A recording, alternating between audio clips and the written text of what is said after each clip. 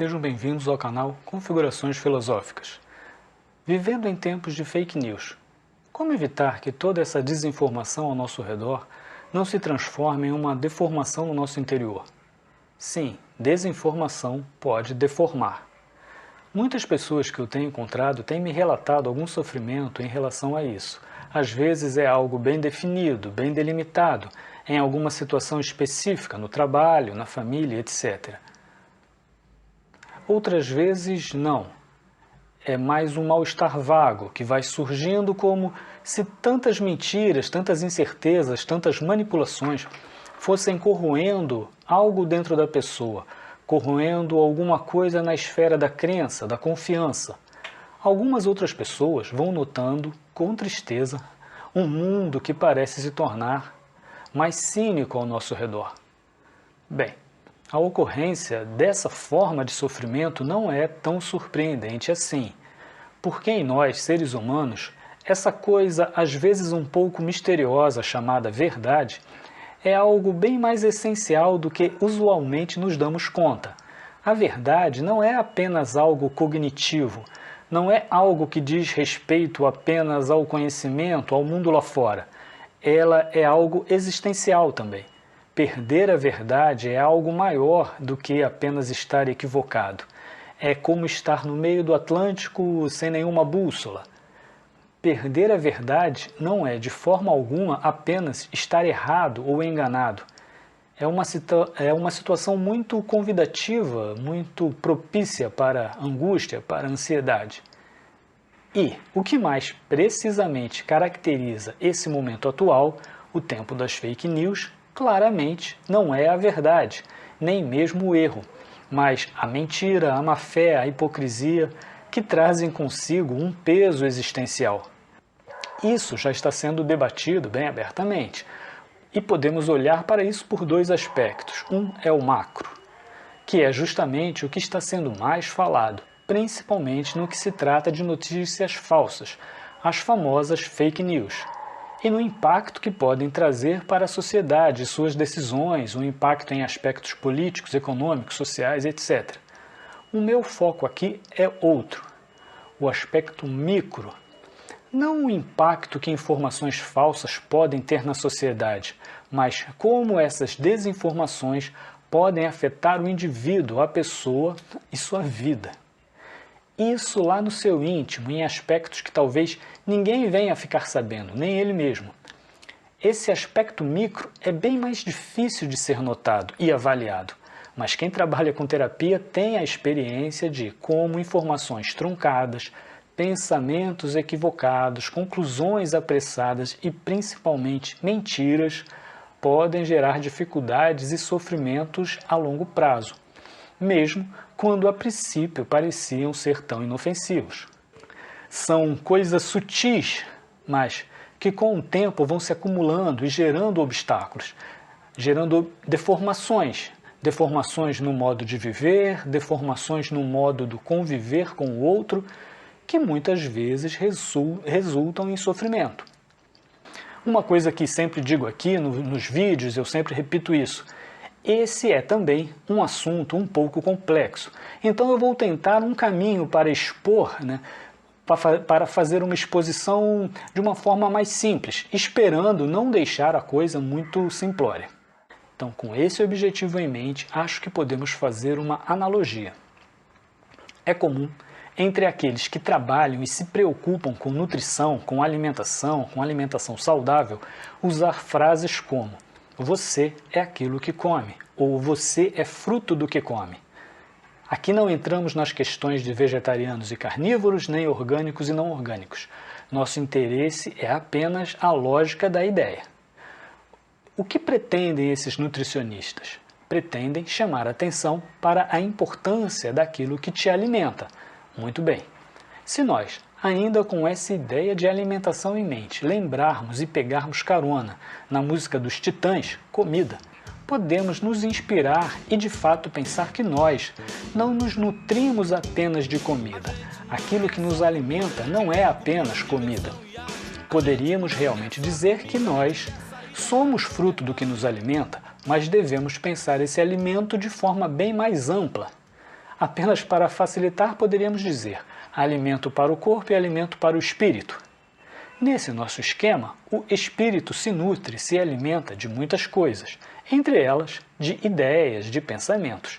Então, ideias tortuosas, pensamentos apressados, conceitos mal pensados, informações deformadas nos alimentam mal.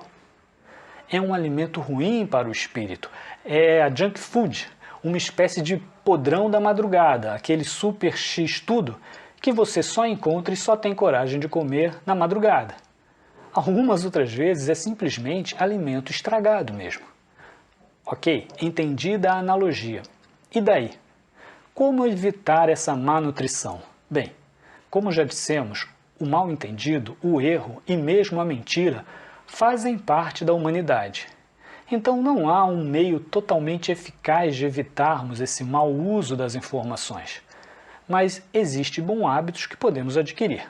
O mais óbvio talvez seja checar as informações, buscar fontes que se mostrem mais confiáveis, principalmente cruzar fontes diferentes, etc. Mas existe um outro hábito mais sutil e que por isso necessita ser exercitado com um pouco mais de atenção e que é bastante importante. Vamos ver como é isso. Estamos tentando evitar informações falsas e mentirosas. Talvez o primeiro e mais natural impulso quando pensamos que algo deve ser evitado seja o de manter distância, como se evitássemos uma contaminação. Eu não quero me contaminar, então mantenho distância, não me aproximo. É sensato, mas aquilo que pode ser uma boa estratégia para evitar uma virose, talvez não seja tão boa assim para manter um espírito saudável. E por que isso? Se começarmos a erguer barreiras ou mantermos distância de tudo aquilo que possa nos parecer duvidoso já de início, é possível que tenhamos como resultado ficarmos cada vez mais dogmáticos, mais presos àqueles pensamentos e ideias que já tomamos como verdadeiros. Vamos nos fechar na segurança do já conhecido, e isso não é uma boa ideia. Dogmas são péssimas ideias. Um hábito que promova dogmatismo não é um bom hábito, pois vai sempre trazer limitações para um pensamento mais livre, e isso no futuro poderá se mostrar pior, poderá ser mais prejudicial do que ingerir o muito suspeito podrão da madrugada. Então, como podemos pensar isso? Como não impor uma distância, mas também não ser manipulado ou intoxicado por ideias falsas? De volta à analogia com a comida. Dissemos que ideias são como comida. Elas tanto podem nos nutrir e alimentar, como podem intoxicar e envenenar. Também dissemos que não é bom manter distância de ideias só porque elas podem, a princípio, parecerem duvidosas ou estranhas. Então, quando é que um alimento provoca a intoxicação alimentar? Não é por estar perto do podrão que eu passo mal, mas quando ocorre a digestão. E o que acontece na digestão? Você incorpora aquele alimento. Incorpora. Aquilo vai para dentro do seu corpo, se transforma no seu corpo, se transforma em quem você é. Aqui está o problema. O processo onde o alimento, deixando de ser algo exterior, passa a ser você. Com as ideias é a mesma coisa. Você engole uma ideia, começa a repetir aquilo como se fosse verdade. Cada vez mais ela vai parecer verdadeira para você. Quando eu incorporo uma ideia e ela passa a ser quem eu sou, ela ficará arraigada em mim. Se for uma ideia verdadeira, ótimo. Se não, não é tão bom assim. E por quê? Porque é muito mais difícil você mudar uma ideia quando essa ideia passa a fazer parte das coisas que você acredita. Nossas crenças fazem parte de quem nós somos, fazem parte de nossa identidade, às vezes tanto quanto o nosso corpo.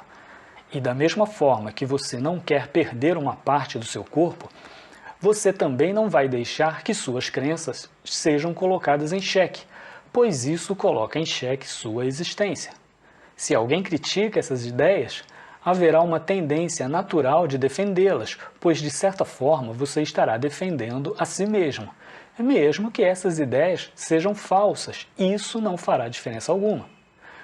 Tudo isso ocorre por mecanismos fundamentalmente inconscientes, que são complexos demais para serem expostos aqui, mas que são conhecidos e usados por muita gente. Então, o que podemos fazer? A ideia é simples, mas a prática requer exercício. O ponto aqui é não sair ingerindo tudo. Uma ideia, mesmo parecendo muito boa, nós não precisamos ingeri-la imediatamente, não precisamos incorporá-la apressadamente. Podemos deixá-la do lado de fora, em alguma prateleira da nossa cabeça, em uma espécie de dispensa conceitual. Por exemplo, isso mesmo que eu estou dizendo aqui agora. Você não precisa acreditar em mim. Você pode pensar no tema desse vídeo como algo que um cara da internet falou e testar, observar na sua vida, observar ao seu redor, observar as pessoas ao seu redor. Se isso é positivo para você ou não, deixe isso do lado de fora como algo que você está observando, observando o que tem de bom ou de ruim.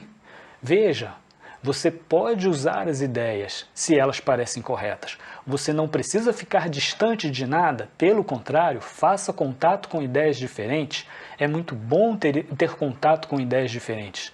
Se te parece correto, faça um longo test drive com elas e veja onde e quando se aplicam e onde e quando não se aplicam.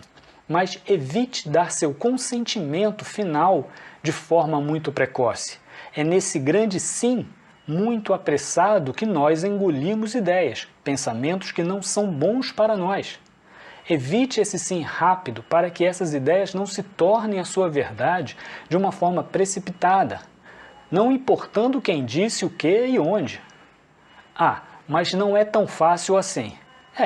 Não é fácil assim mesmo, e ninguém está dizendo o contrário. Precisa ser exercitado, e todo e qualquer exercício é exatamente isso, praticar aquilo que é difícil para que com o tempo torne-se menos difícil. Isso é o exercício. Nietzsche diz algo pertinente aqui. Ele dizia que o homem precisava de uma característica bovina. Nos bovinos, a digestão é um processo longo, é um processo lento. Eles ficam ali ruminando antes do alimento poder ser incorporado. Atualmente, em um mundo tão instantâneo, esse tempinho a mais de ruminação pode ser muito útil. Bem, essa era a ideia do vídeo de hoje. Espero ter conseguido minimamente colocar aí um ponto de partida para reflexões. Se vocês gostaram, acompanhem o canal, se inscrevam, curtam, compartilhem. É isso por hoje. Um grande abraço, até a próxima.